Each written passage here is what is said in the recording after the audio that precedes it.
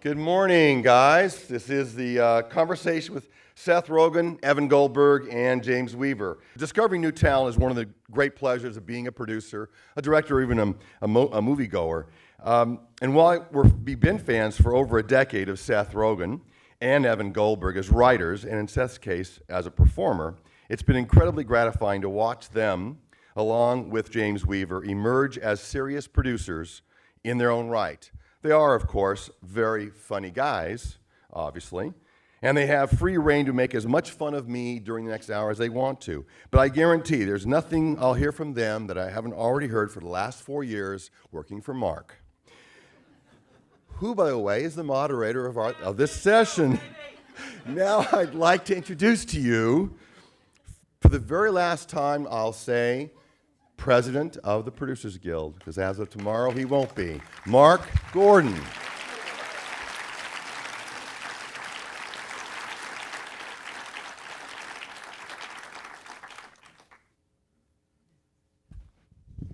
Fly me to the moon. Oh, okay. Thank you, Vince, and thanks to your twin brother, Vince and Vance. Let's have the guys come out. Here we go. These guys are very talented. Some of them you know because their face is all over the screen, and some of them you... Come on up, guys. James Weaver, Evan Goldberg, and Seth Rogen.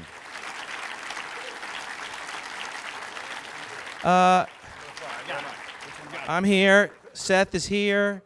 Evan is here. Evan, why the pants? What made you decide this morning to wear shorts? I don't like hot weather. It's got to cold dress out, for though. success, guys. That's the first lesson. But then you don't once you have a success. These guys are snazzy dressers. Now, Writers dress worse than producers, and we're writers. I'm the only real producer. they're writers. And he dresses a little bit better than me. James, do you write? No, I don't. No, we say every year he gets like 5% better. He's like 3 years away from being like a writer of some sort.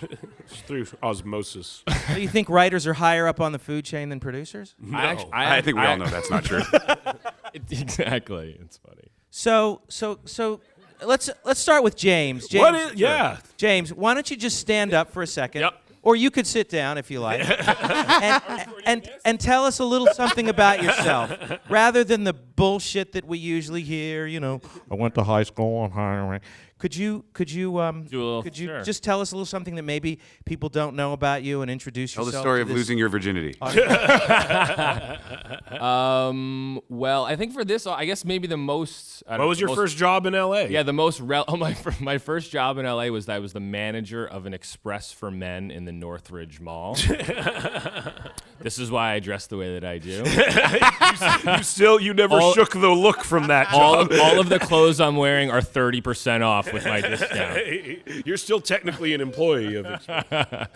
No, and then I got into the business through like a very traditional path. I did the mailroom of an agency thing. So I worked in the mailroom of an agency, got onto like a desk of an agent, got screamed at for a number of years, and then got. Who was that? I met Who was these the guys. agent? I don't think I'm allowed to say. Oh, I think you should. I think these he'd be- people would he'd be like to on know. I worked for a guy named David Kramer at UTA, and who actually Dave the Screamer? David, who has now become quite a mentor of mine as well. But yeah, so I started in the mailroom, and then Seth was actually looking for an assistant on the movie Funny People, and I went over to his house. And everyone has their, everyone is sort of thinking, who's Seth Rogen? And his movies. And it was the most intense interview I've ever been in. He was like, what kind of producer do you want to be? Do you want to be like Brian Grazer? Do you want to be like Judd Apatow? And I was like, good Lord, this guy really is on it. And then I don't remember any of that. Why is that? Exactly. And then I started, and then I met Evan on the set of Funny People a couple weeks later, and that's kind of how we started working together. They had obviously been working together since they were 13, and I sort of was the late man to the game, and we worked on Funny People, and then went on to a movie called The Green Hornet, which was an incredible learning experience for all of us, producerially especially.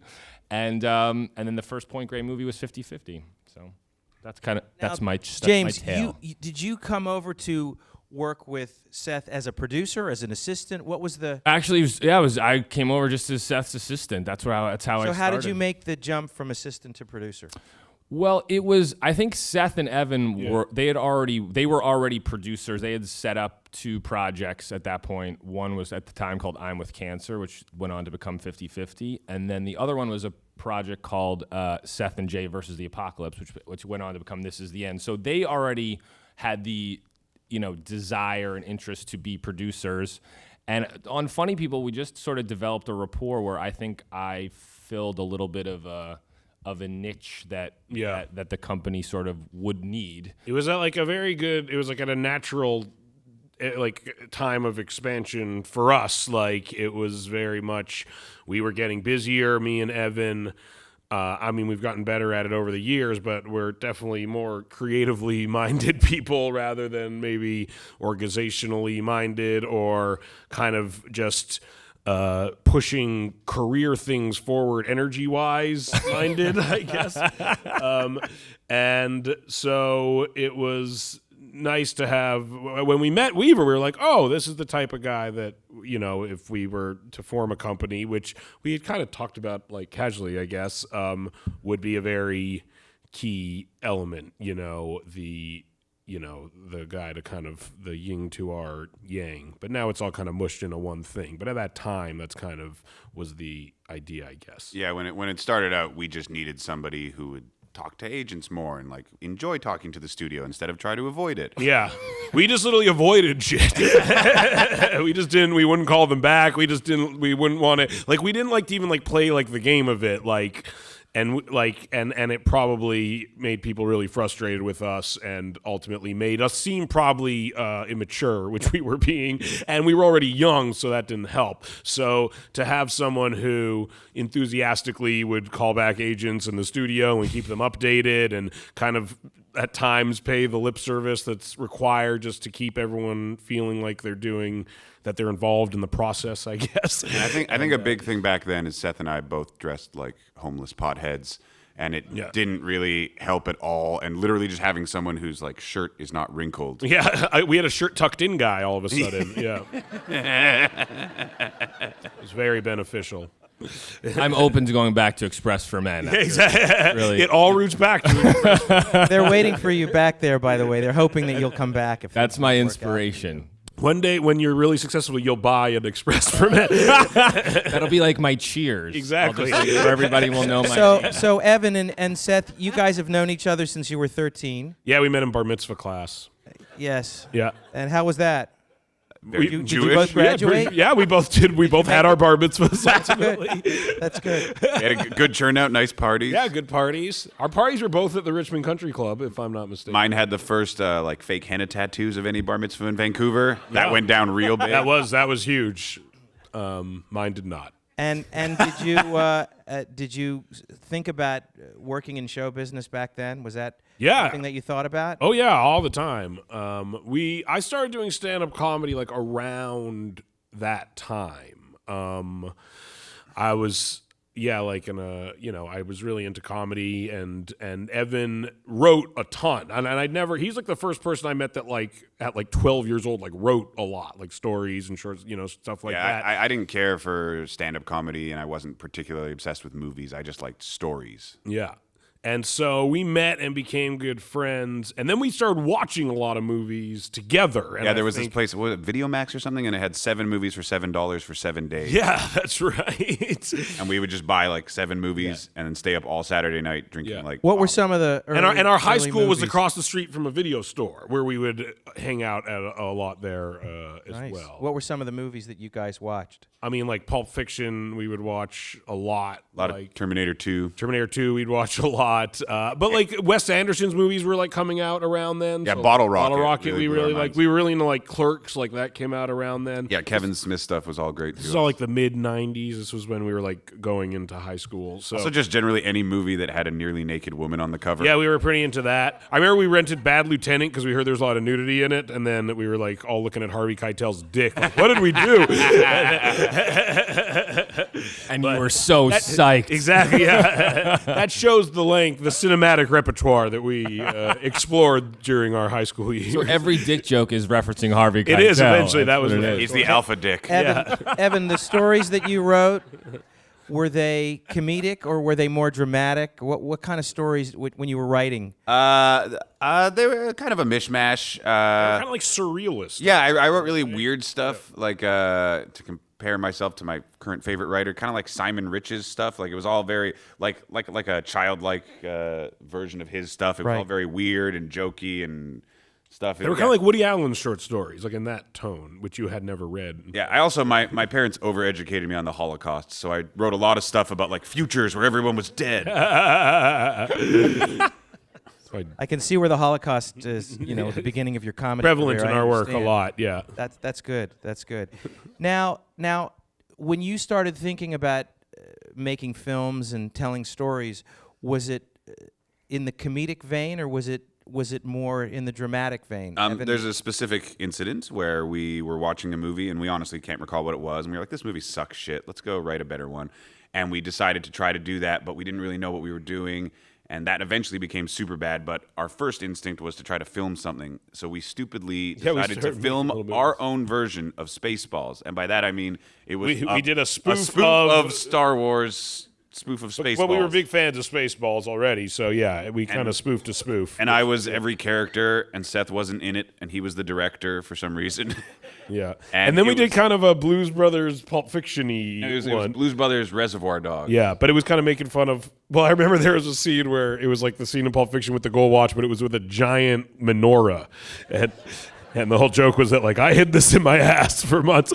And then we kind of we looked at the finished product and we were like, these aren't good at all. So then we said, we'll try writing. Yeah, and then we started writing stuff like high school. Like I remember it was always said like we would write about stuff that happened to us in high school, and some of my stand-up jokes kind of like were like scenes in Superbad, but it was a lot of stuff that happened. Like we would really like one of our friends got a fake ID, so we would write that into it. One of our friends got period blood on his leg at a dance, so we wrote that into it. Like we kind of, as weird shit happened throughout high school, we kind of compiled it into the script as we were writing it, basically.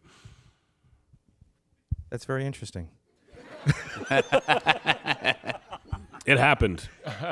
So, the first movie that you guys did together was what?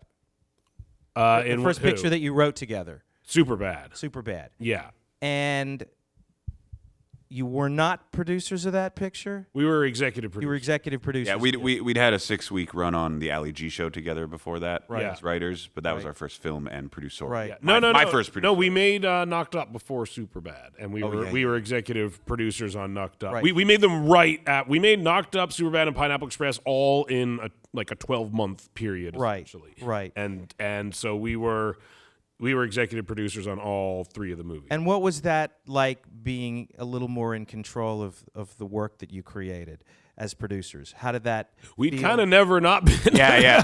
It didn't feel like anything because it was our first experience and we had a lot of control. And so Now we have control issues. yeah, exactly. So now when we don't, it's hard. And I think a lot of that was because Judd was like so protected at that time, but he himself was working on other things. Like on Superbad, he was in post on Knocked Up, so he was not around that much. And then during Pineapple Express, they were making Forgetting Sarah Marshall, so he wasn't. He was more because they made that in Hawaii, so why not? We were, and I think we didn't realize, we just thought that's how movies were. They give you $20 million, they let you do your thing, And I think we didn't realize how like it was all in this like very protective bubble that Judd then kind of like gave us control of, along with the directors of the movies. But we essentially hired the directors of those movies. They were people that we knew and had relationships with, and so we were allowed to like form our own little team. And at that time, Judd worked with a producer named Shauna Robertson, who we're all really good friends with still. She since has retired from the business, which sucks.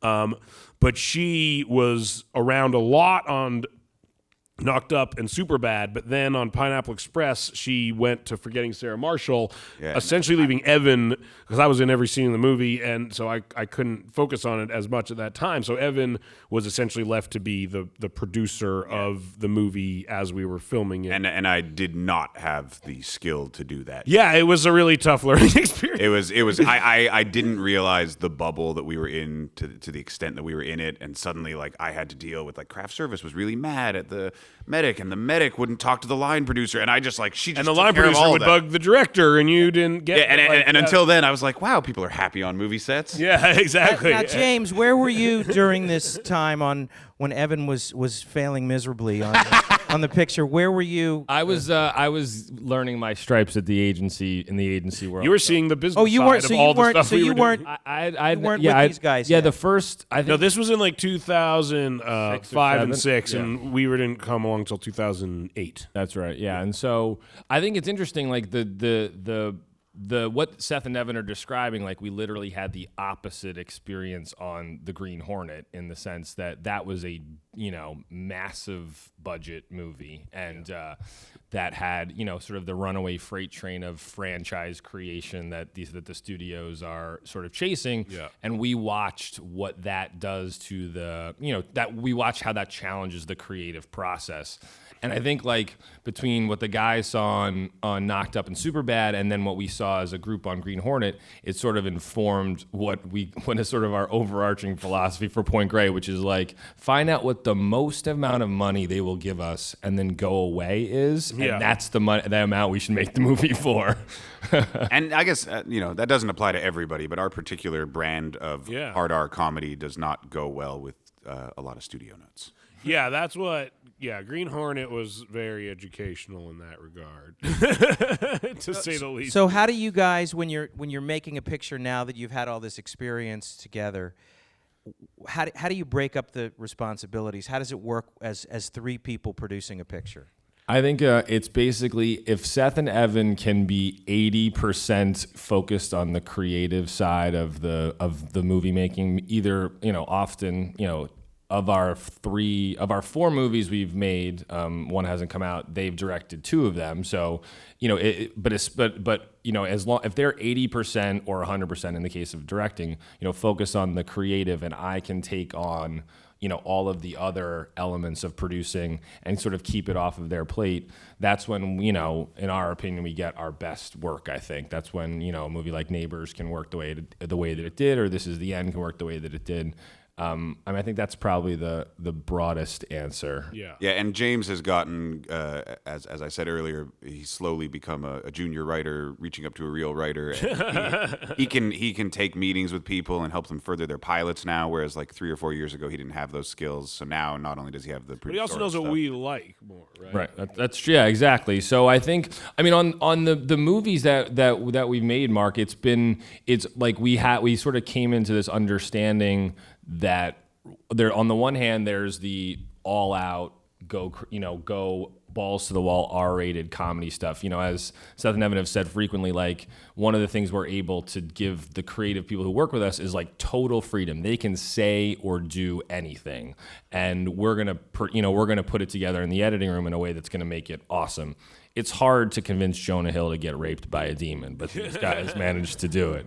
So, Thanks for doing that, by the way.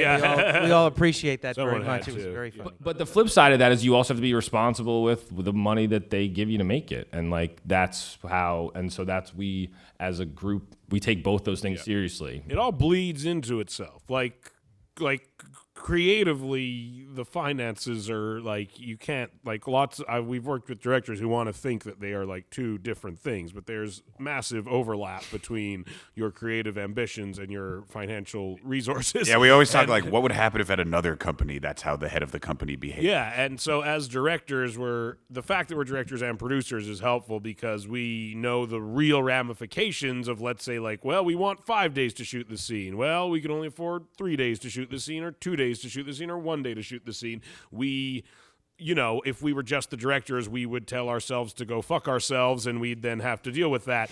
But but because we can't do that, we don't, and We've started to do it a little more. Tried, but well, there are times where producing and directing are directly conflicting jobs. Like, as a director, you want everything. Like, it's your job to try to obtain as many things as you humanly can and push your resources as far as you humanly can so that when you're editing the movie, you have everything you would fathomably need to put together a great product, and often that's directly at odds with logistical limitations and financial limitations and emotional limitations and things that as a producer you're trying very hard to control and keep within a neat package so things aren't exploding all over the place, and so, yeah, the fact that we have to deal with both, we're eventually the ones who get the call from the studio if it goes way over budget. So as directors, we can't do that. How have you guys done on your budgets?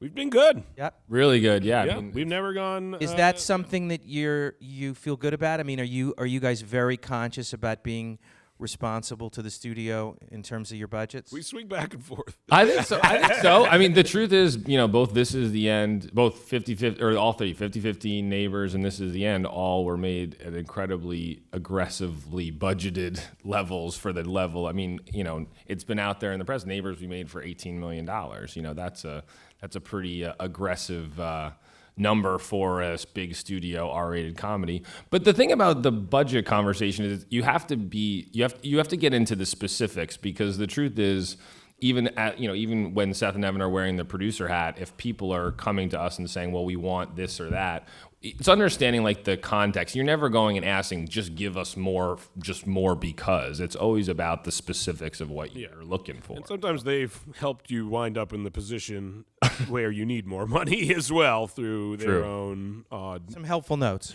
Yeah, exactly.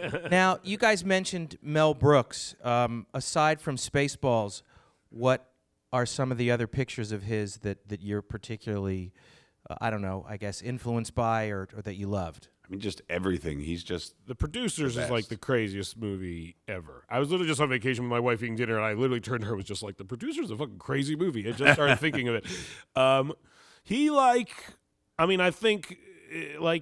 just did like crazy shit. And he wasn't afraid to do it. It clearly just made him and his friends laugh really, really hard.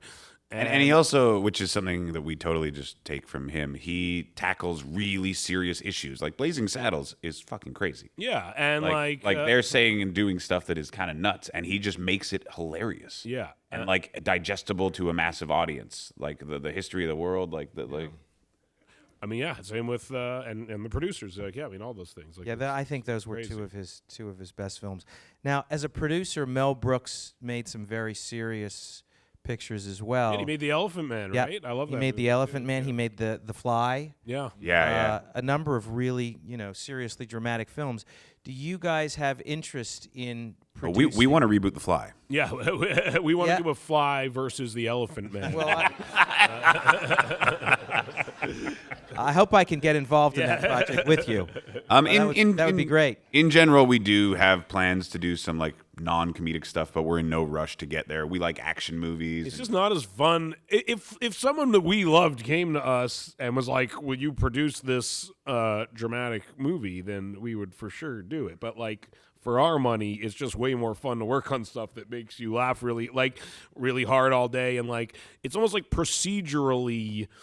Over the last few years, we've learned what types of movies we have the most fun making, and and you spend most of your time like on the set of the movies. Like you're like that's what your day mostly is, or watching the movie or talking about the movie. So Yeah, it does make me respect people who make movies like 12 Years a Slave. So like, Yeah, I they're couldn't- I taking a couldn't hit for- emotionally yeah. handle that. Yeah, like- I'd be like, yo, let's go watch some Mel Brooks movies, guys. This is fucking Yeah, fucking like- me down. And those movies are like beneficial. Like I'm glad that someone isn't as self-serving as we are and is willing to put aside their own desires to have fun to make serious cinematic fare. Yeah, at this moment, things were intimately involved in, I think, 50-50s as far as we're leaning away from comedy. But we'll do some action. but if it's- we have friends who like horror movies, maybe we'll do one of those. But Though to they me, scare us. It also seems like, honestly, just as like an overall thought I tend to have, like I think anything could be made funny, and I think that like it's a much less, bold, dramatic endeavor to take something really serious and portray it as really serious. Like it's like a movie like Doctor Strangelove or 50-50, or a movie that takes something that you don't want to think about and turns it into something that's very digestible and enjoyable even. I think that's like a much greater It's harder. endeavor. Yeah, it's way harder. I think it's harder. We've been talking about this quote that Jay Leno had that we heard. We talk about this a lot where, the thing about comedy is that, people, it doesn't tend to get the respect in sort of the critical and, Academy-esque circles. And Jay Leno coined this idea. He's like, the reason for that is that everybody thinks they're funny. I mean, everybody thinks they have a sense of the humor. least funny person ever thinks he's hilarious. So, because in his circle of unfunny people, he is. And but were he to enter an actual funny group of people, he would soon find he wasn't. So I think people Loser. So I think Yeah. people watch comedy and they're like, oh well, yeah, sure, they're making a theater full of Which is exactly how we started. yeah, exactly, which is how we started.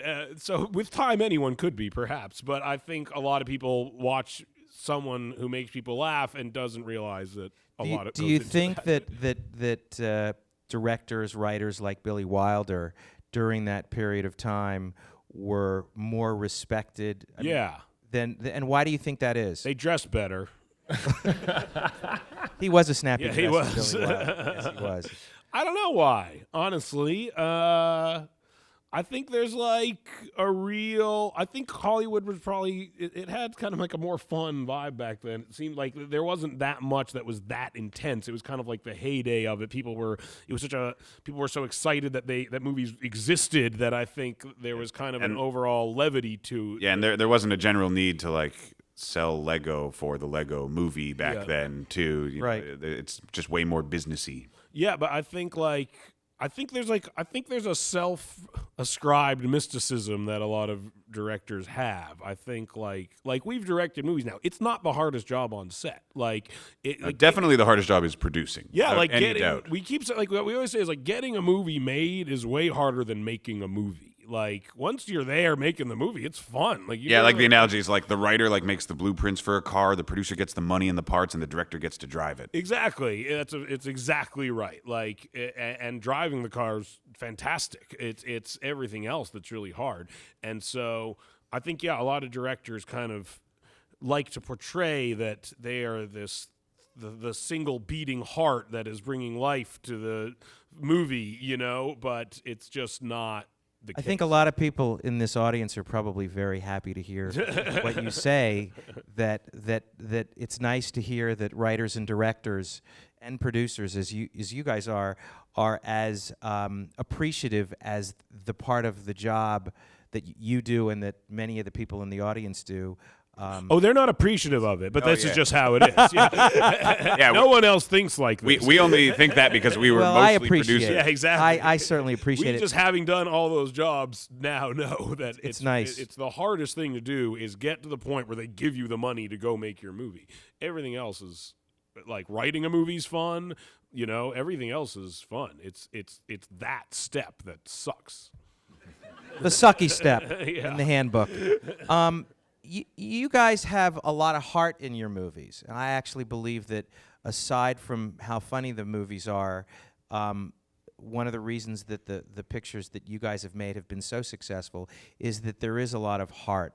How much, as you're conceiving the movie, do you think about theme, and what is it that you want to leave the audience with other than having had a good time and a good laugh? I mean, that's our main priorities. Have a good time, have a good laugh. We're not geniuses. We don't have really deep, incredible messages, and we just kind of stick to what we know. And what we know is our relationships with our wives and our friends. Yeah. And just that simple stuff. Like if I was into space travel, maybe I could have endeavored to do like a space thing, but like that's just not who we are or what we've done in life, and we just kind of tend to stick to what we know. Like Superbad was about us in high school not getting laid, being buddies, kind of just growing up. And Neighbors, though we didn't specifically write the script, like working on it, like we're all in that stage where some of our friends are having kids and stuff, so we kind of try to stick to whatever stage we're in. It's a formula that works. And we very much pushed our writers whose movies we're making to really infuse their personal lives and feelings into the movies. Like, we always tell them, like, there should be some idea in this that you, like, very personally, strongly feel, like even in This Is the End, it's like the silliest movie ever, but it's really about there was themes in it that we had gone through and that we had experienced and that we had very strong feelings about. It wasn't just funny, and whether or not anyone picks up on that, honestly, like, we don't even know if they're going to necessarily. Like, we always say, like, it'd be nice if they did, but we don't know how prevalent it will ultimately be. But just for us as the ones who have to spend like a year and a half working on it, and for the writers that we're working with, we implore them, like, put something in this that you feel like, put more of your shit in this. Like, you'll like it more, and you'll want to work on it more, and it'll be more interesting. Yeah, like the Project 50/50 entirely stemmed from Seth and I both telling our friend Will that he'd just gone through an incredible experience surviving a difficult cancer, and he hadn't written anything, but we were just like, you've gone through something that is so relatable and interesting and such a struggle that people will connect with, that you should write a movie. And that whole project came just from the heart of his trouble or tribulations. Yeah, that was a great picture. You guys have. I think that the audience really does connect thematically and emotionally, and I think that's, aside from how funny they are, is why your pictures are so successful and so relatable, because they really do strike at real human emotional things that are inside of us, and you guys talk about it. I often think that, Woody Allen says the things that so many of us think, especially if we're neurotic and Jewish and have other problems. But so can somebody tell me how much longer we have for this? Half an hour. So maybe we should have some questions, Sure. guys. Sure. So who's got a question? I'm sure everybody has a question. I'm gonna be Monty Hall for a minute. Yes, Monty Hall's also a Canadian, as you He know. is, yeah. Let's make Another a deal. Jewish yeah, Canadian. very Jewish Canadian. Yes. It was a rumor in my family that he was a distant cousin of mine. And by the way, Lauren Greenbaum, his name was Lauren Greenbaum, who was also a Canadian Jew. Very, very. There's 8 Canadian Jews. That's exactly right. And 2 of them are on the stage. Lorne Michaels is the third. Yeah. Is that true? Yeah. Lauren Michaels? Yeah, that's right. Yeah. Paul Schaefer. Anybody named Lauren is Yeah. Jewish in Canada. You have a question, yes. I'm going to give you the microphone so that the other people can hear you. We can repeat, if that becomes a massive pain in the ass, we can just repeat the question as well. Yeah, do your thing, man. I don't want to fuck up your shit. Yeah. Hi. As a friend of Judd and Shauna and Clayton, I'm curious then, how do you make the transition from going from an actor in Freaks and Geeks, et cetera, knowing them, to executive producer? Like, what were the steps that Judd's team or whomever allowed you to take on producerial roles? I mean, I just decided I would be around all the time. That was kind of I just kind of like entrenched myself in Judd's office, and I was just like, I'll help him with everything. And I wasn't getting paid, generally speaking. I was just like, he liked having me around, and so I was just like, I'll be around. And then naturally, I was just kind of helping him out with stuff. He would be casting things. I would give my opinion. He'd be rewriting things. I would help him out. He would just kind of slowly logistical things would arise, and I would kind of be sent to, I remember like like, he was doing like loop group for something. But I was a writer. It all started, I was a writer on the show Undeclared. And the way he structured that show is he kind of made every person who wrote their episode the producer of that episode. They could cast it. They kind of fielded the rewrites from the ideas from the other writers and were kind of in charge themselves of what they would do and what they wouldn't do. They had some say in who the director of their episode would be, and it really was like a little mini producerial training school. A lot of those people now are producers. Nick Stoller, I shared an office with. Jenny Connor, who does Girls, was a writer on the show. Ali Rushfield, who was one of the showrunners of Parks and Rec the last few years, was on the show. Like, everyone kind of took that and did that. So I was just kind of around, and then I was rewriting. He would get rewrite jobs all the time, and I would help him out. And then I remember him and Steve Carell. I was literally in his office when 40-Year-Old Virgin got greenlit, like when he got the call that they were going to make it. And I was like, I just knew that he had no one, like that he would want someone there all the time with him. And I was like, make me a co-producer and I'll just show up every day and just do whatever the fuck you want. And he was like, okay. And so I was a co-producer on 40-Year-Old Virgin, which is where I met Clayton and Shauna. And I literally showed up. I acted maybe like 15 or 20 days of the 50-day shoot, but I showed up, all day, every day, and just tried to help out and absorb as much as I could, and all through post-production, I'd go to the editing room, and I would go to the test screenings, and I'd go to the scoring, and all that stuff. And so by the time Knocked Up came along, I kind of had like some sense of how a movie got made. I'd seen every step of the process. I kind of had a front row seat through all of it, so through that, I kind of was just around enough that they seemed like they would trust us with a little bit more responsibility, I guess. Be around a lot. Yes. Your mastercraft obviously is in R, but where do you see yourself going, if at all, down into PG-13 or PG for a bigger water audience? No. These are filthy men, and they have no interest in making films for people that aren't interested Well, in it filth, speaks yes? to what we were talking about procedurally. There's nothing more frustrating than being on set and coming up with a joke that makes you and everyone laugh really fucking hard, and then being like, well, we can't do it because it's a PG-13 movie. And like it literally feels like you're boxing with your arms tied behind your back. Like, it's like we are able to conceive of ideas that we know will make everyone very happy and laugh very hard and that are very original, but because of some weird rating structure that we ascribe to, we aren't allowed to do that stuff.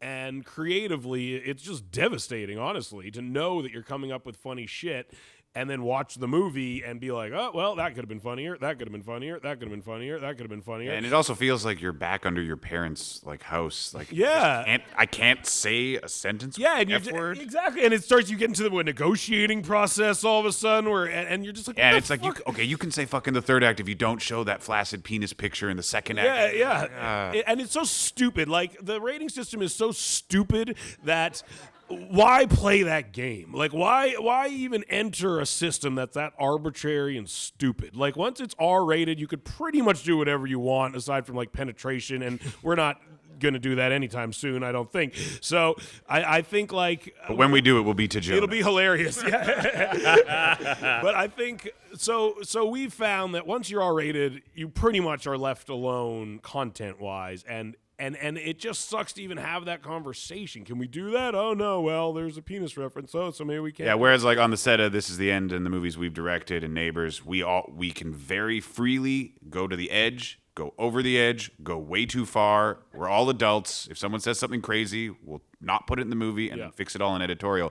Whereas on a project like The Green Hornet, like if it's not funny, we don't know if it's the right mark. Like, we can't overcompensate and fix it later. It just has to be funny there, or we didn't do it. Think about how unfun this panel would be if it was PG-13. Yeah, exactly. But also, like, would be more very than anything, quiet. like, life is R-rated. Exactly. Like, the next hour of all your lives will be would get an R rating from the MPAA, no matter what you do. Yeah, like when you come into your home at night and stump your toe and go, fuck. Yeah, like that. You couldn't do that. You couldn't do that. Like, you would then, your life would have just been moved into a different rating category. If you pump more than 3 times during sex. Exactly. Yeah. Then you're exactly. So you And look at your wife while doing Yeah, it. exactly. It just is. It's a stupid game to play. We tried playing it a few times and it sucked, and so we just aren't going to play that game anymore. So we've got a question up here. Here you go. First off, this is awesome. Thanks so much for doing this. Love the movies you guys make. Thanks. Seth and Evan, what's a typical day like for you? What's the collaborative process like? I'm just curious about that. We wake just up take in a bed shower together. together. Yeah, we take a shower. Together? Rub each other's back. Hair, yeah. Seth applies Rogaine to my head. I trim his beard. We have an office that we go to. We do have a cartoonish just desk with We share a desk like this, kind of, and we sit side by side. Yeah, and it depends on what we're doing, honestly. Like right now, we're in post-production on the interview, so a lot of our day is spent with the editors. Right now, we're like going through a lot of music cues and, the marketing of a movie occupies a massive amount of our time. And at the same time, we're working on a new draft of this Xmas movie we're making with John Levine. Yeah, so we're he's rewriting it, and we're having sessions with him where we work. And at the same time, Sam Catlin, who we're doing the Preacher project with that we're trying to make for television, will come in for like 2 or 3 hours, and we'll work with him. And during this last few weeks of locking the interview, we have a lot of things, so we're going back and forth. But we generally get to work at like 9 or 9:30. Sometimes, we'll work until 7. When the movie's just finished or just about to lock, we'll stay till 9 or 10 because something fucking weird happens every time. Yeah. It's busy is Yeah. the answer. And then when we're filming, we're filming, but we have a lot of we have like a trailer that's set up like an office usually, and we'll have meetings in there. At lunch, we'll watch other stuff, and we'll do. Yeah, instead of trying to get like each of our own trailers and make our own little world, we have like a trailer for hanging, and then we combined every other trailer that anyone who we're working with, all the other producers has, into a giant, massive trailer that we got the idea from the Transpo guys on one of our projects had like a double wide huge trailer. So we kind of make that like a little office, and we'll have people come to set and work with us and write stuff. Like we wrote the project Sausage Party with our coworkers Ariel and Kyle. It's a very important film. It is. And we wrote that during 50-50 in the trailer between takes. Yeah, we'll because often why not? Exactly. We'll often literally just like plant writers in the trailer or in our office, and we'll be like, you write in here all day, and we'll, in every free moment we have, come in and check in, and we can bounce ideas around. We could read what you've done, and they like it because then they're just not writing in a void, and they're usually our friends. There's And free so food. There's free food, so they just like hanging out anyway, and we do that on set too. Sometimes people will come in and just literally sit on our trailer for a week and write, and we'll, during our free moments, come in and check in on them. And we kind of run around doing what we're doing, and Weaver kind of has carte blanche to be like, come here now, discuss this now. Yeah. And he just rips us into his office, and it's like, these are the 3 things you guys have to deal with right now with me, and we'll deal with them, and then go back to editing, and James will go back to making. Sounds like a lot of fun. It actually is a lot of It fun. is a lot of fun. Yeah. We like everyone we work with. Good I mean, job. They're all our friends, so it's nice. So here we go. Another question. Hi there, over here. It's funny that you should mention Sausage Party. So you're making an animated film, and I just wondered what sort of madness encouraged you to do that, and how is making an animated film different than your other films? Well, a lot of people always are like, do you dudes just get like baked on a couch and come up with ideas? That one, yes. Yeah. That was don't just, always. We but don't that, always. That one for sure did. We were just hanging out with Jonah Hill, and we started talking about. We worked backwards from the We title. should make a movie called Sausage Party. Well, what would it be? We would always joke because in press they always ask us, "What are you doing next?" And it became a joke that we would all say, "Oh, we're doing a movie called Sausage Party," because that just sounded like the movie we would all be doing next. Yeah, and then- we started with like, so it's a bunch of dudes, and then Jonah eventually was like, what if it was literal sausages? And then it just became our passion project. Yeah, and then And then we just He like became just the metaphor was very in your face. exactly We yeah. dug So it. it's sausages and buns. We were like we're literally just playing phallic objects now, like that. But then the idea of being like the first guys. Pork sausage or chicken sausage or what kind of sausage? Just all American. All French. American We French. kind of, to be honest, it's a bit of a blur. We kind of play them as hot dogs, but they're sausages because the title works. I know hot dog party didn't sound as good. Doesn't sound as good. Here's another question over here. Hi, good morning. So for the guy that's got an idea and a dream, and he's got a great script or idea, please take me through what that person has to do to get his project produced. Make it yourself. Yeah. With no money, no budget, no context. Yeah, write something you can make for no money. Yeah, that's the thing about now is you can, it's like distribution is right, is right at your fingertips. All you have to do is figure out a camera and shoot something that you really love, and you can put it up on YouTube. And we literally cast people off YouTube, and we've done that. Yeah, there's these I don't know if you've heard the show Broad City, but it's on Comedy Central, and it's hilarious. And Abby and Alana, the girls from it, literally made their own shit around the streets of New York, and Amy Poehler saw it, and she liked it, and then she brought it to Comedy Central, and then they have a show now. Yeah, even we were doing all right and had success already, but This Is the End largely got done because we made a short video and put it on YouTube, and it got enough hits that the studio could say to themselves, someone's interested. Yeah. And my wife is a writer and an actor, and she was having a similar thing, and she wrote a movie and made it for a few $100,000 that she was able to raise through just everyone that she was able to draw finances from, and now because of that she has a career as a writer, so I would say just do it. Write something you can make. And I think most people, that's what I always say to everyone, just make it. Now you can just make it. That's what was always our plan for Superbad is even at that time before good cameras existed, we were we could just make this hypothetically. Yeah, our general plan was we'll get summer jobs, he'll make money from comedy, I was a lifeguard, we'll pool our money together, get $5,000, buy a good camera, get a bunch of our friends to act in it, go make the movie. Literally, and I think most people don't want to do that because they're afraid to confront the quality of their own work, honestly. They don't want to actually do it because then they have to see if it's good or not. Yeah, and the videos we made as kids are absolutely fucking terrible. Yeah, they're terrible. There's not one good joke or moment, but we had to go through it. Yeah, you have to go through it. So I think my advice is always the same, which is write something you can make and then make it. How do you guys settle a creative differences between you two as partners? If Evan thinks something funny but Seth thinks it's not, or vice versa. There's a great system actually. That's kind of the good thing. There's a few steps to the process. In writing, you don't up until on the interview, up until a week from now, you don't need to decide who's right. And we agree on 99% of the shit. We're not the type of he fills this slot and I fill that slot. We have very similar sensibilities. We'll always give someone a note and then they're always oh, Evan just said the exact same thing to me. We pretty much always agree on everything. You like flares more. I kind of like the flares more, but I've curved back. There's very few flares in the interview. That was probably the only visual argument we had on This Is the End concerned a weird flare that the swimming pool was kicking off that me and the DP liked and Evan didn't like, but that was it, literally.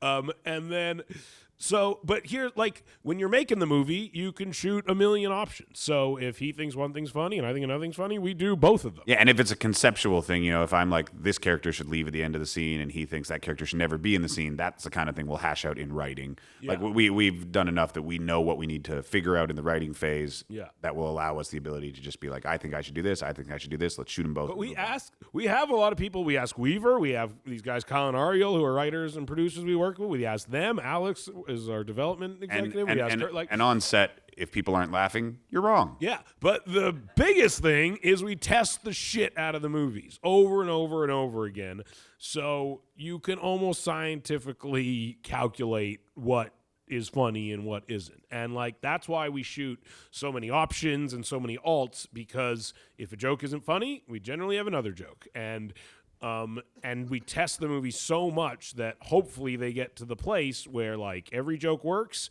and there's no like swings and misses. And we set up a bunch of cameras and audio recording equipment, and we film the audience so that we can see how they laugh and hear how they laugh. And to us, it's very simple. If I think something and he thinks different, but the laughs go to his direction, I lose. Well, sometimes even if we don't like that, we're testing the movie in like a week for a joke, a pretty big joke that kind of caps the end of the movie that we don't like very much, but we think it might work so well that it's worth trying just to see. And if it really works as well as we think it might, even though it's not something we love, we then have to have the very real conversation of like, is that something we should do? Because for whatever reason, I mean, like we always talked about, like we didn't think McLovin was that funny, like as a joke. I still like, don't. But sometimes like people respond so much to something that you almost have to like set your own feelings Like aside. yeah, that specific joke was a placeholder. Yeah, exactly. So, and then we started giving the script out to people and be like, this McLovin joke. And we're like, really? The McLovin joke? Okay. Guys, thanks for coming out and giving back. It's been great. Thank you. Can you speak of a failure or a big mistake? And No. what? Yeah. and what did you learn from it? What did you take from it? I mean, I think that it's specific. Like with Green Hornet, I think we learned not to make $200 million movies. Like, it's not fun. And to generally stick to rated R because that's our thing mostly. Exactly. And those two things generally go hand in hand. There's very few R-rated $200 million movies. And then on a movie called The Guilt Trip, I think we learned that it's when you're collaborating with a number of different creative people, producers, directors, studios that you maybe don't None of whom you know that well. that you don't have strong relationships with, you understand that it's harder to get your point of view through. So I think the biggest learning on that is like we tend to try to work with people that we have a really good shorthand with. Yeah, we liked when we met all the people and we're like, oh, we're partnering up with kind of these three groups of people to make this movie, and hopefully, we hadn't worked with any of them before, we didn't know any of them that well, and ultimately, like, our creative visions did not quite jive with one another, and that's something that can be avoided if you work with people who you really know you jive. Yeah, and also whichever camp kind of originates and generally creates the first surge of momentum for a project, they're in charge. Exactly. You're not. No matter what anyone says to you, the first person there is the person who's in charge, and the studio sees that person as the person who began the project, and you are quite powerless, which we didn't expect. Can't imagine you guys being powerless. Well, go watch The Guilt Trip.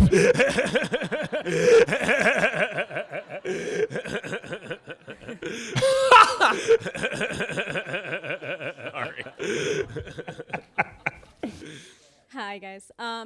So can you talk about your first movie? Obviously now you have a reputation, you're well known, but when you first did like Superbad, for example, and you weren't as popular as you are today and you're trying to get your name out there, how did you get the filming? What some of the roadblocks that you had to go through to actually get that out to the public? It just took years and years and years and years and years to get it made. Like, we had been actively trying to sell the movie for like 6 years at that point, I think. We'd taken like 16 different meetings, each of which we thought had a chance. But they all went the same. They would always say, with the studios. With real financiers and studios. Yeah. And they would always say, this is amazing. I'm going to take it to my boss. I love it. It's great. And then they're just like, yeah, no, he's not going to. Yeah. And it really, like, I was supposed to play the Jonah part. Like, it literally took so long to make. I aged out of I aged out of the role. Like, which was, I remember, was like a moment, like it happened. Like, there was one company that was maybe going to make it. And I remember it was like the first meeting we went on where I was like, I guess I don't say that I'm Seth in this meeting because I'm too old to do it. Like, it was, the funny thing is that Jonah is like 1 year younger. He just doesn't look remotely as old. I've lived a hard life, but it took Judd getting enough power basically to have the studio trust him to make that movie. Like, Talladega Nights is the reason that Superbad got made.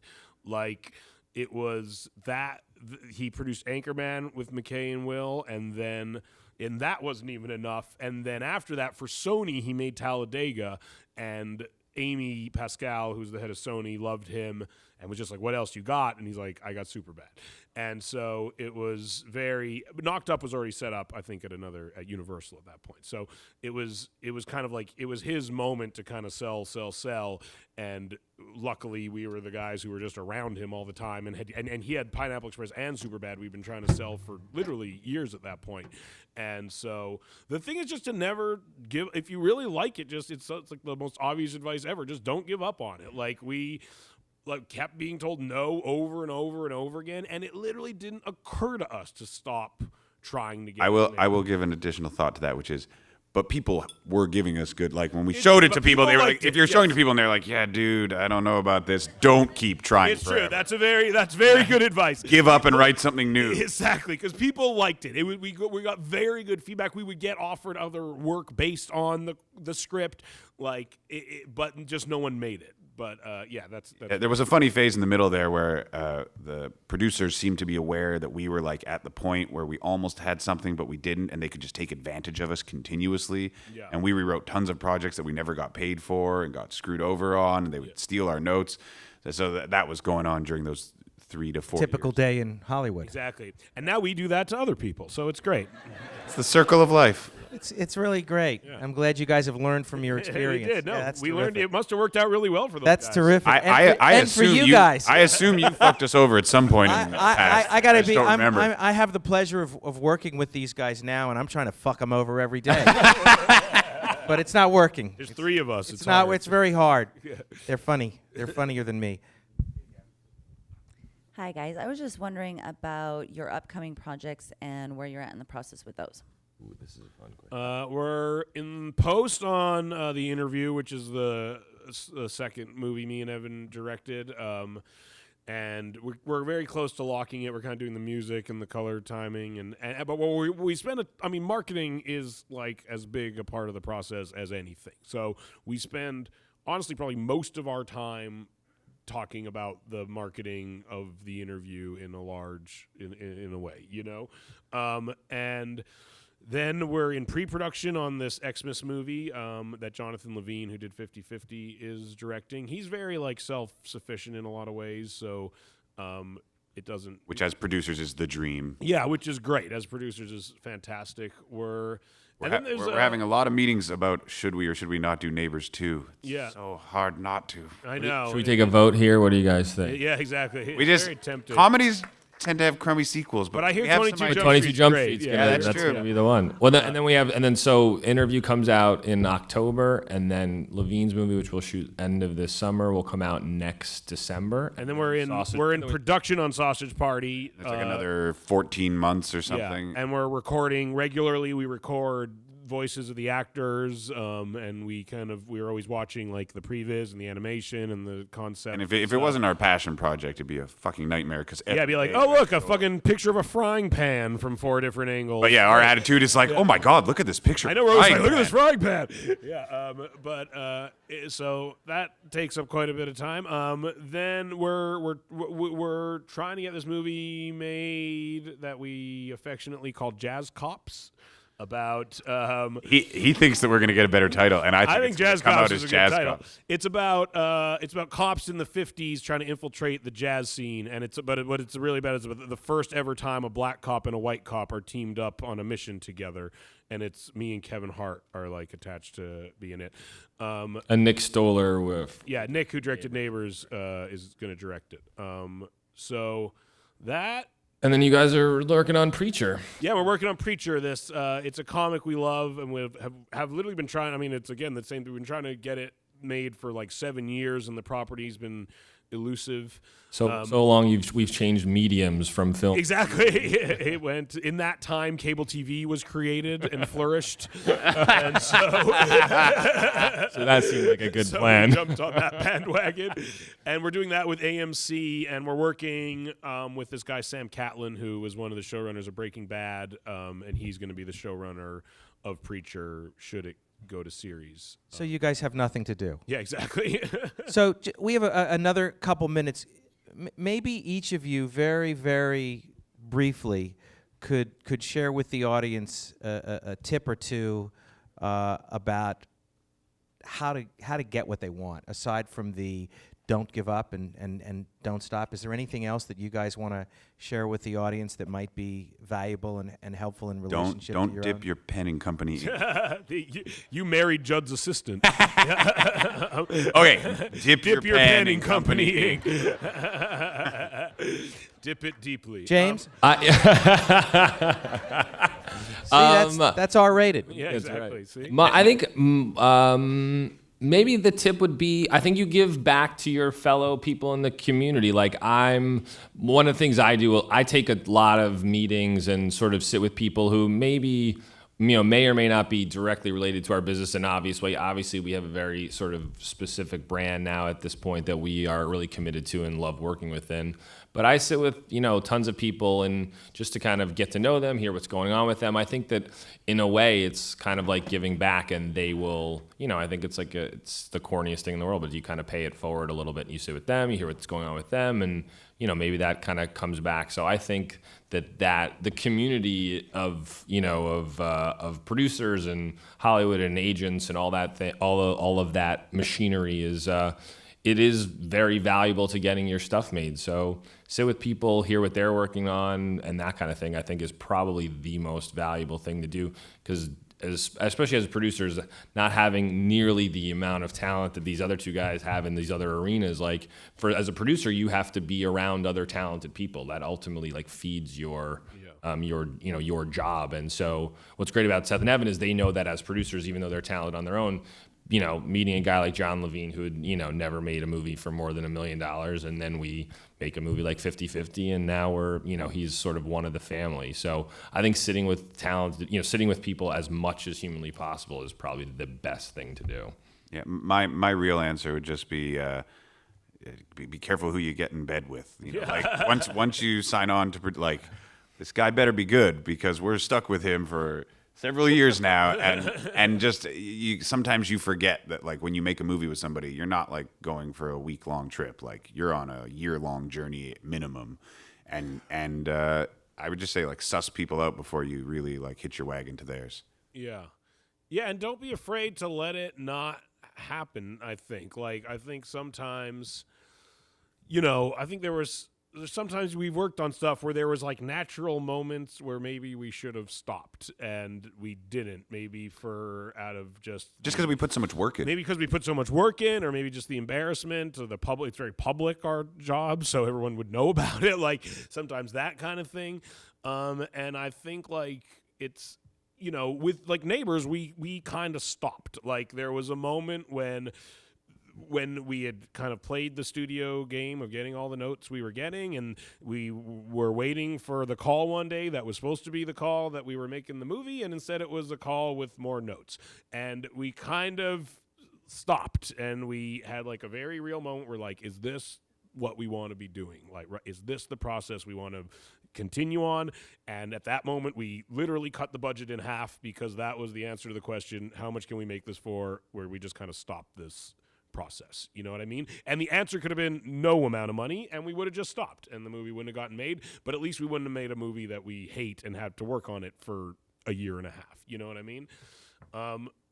The other thing is just make shit. Again, it's the same advice. Like if I was a producer and I couldn't write my own stuff, I would join a screenwriting class and see if there was any good people in there who were also looking to get something made, and I'd become friends with them, and I would make their movie I'd try to raise $100,000 to get that movie made. Like, you can just do it. Like, at this point, it's almost, honestly, like it's hard to take people that seriously who haven't made a very concerted effort to just do it themselves. Like, most of the people we work with, we're working with the Workaholics guys, these Broad City girls, like they're people who did it themselves. They just went out and made it, and it was good, and the quality, the production value might have sucked, and the lighting might have sucked, but it was good, and more than anything, they proved that they could make something, which is in and of itself one of the most valuable, rare commodities,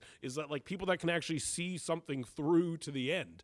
And so like we work with very few people, honestly, who don't have the Gumption. Yeah, the gumption or the willingness to fail or the ability to put themselves out there to the point where they haven't really attempted to make something themselves. John Levine made 2 movies on, he by the time we hired him for 50-50 had made a horror movie for like $50,000 or something like that.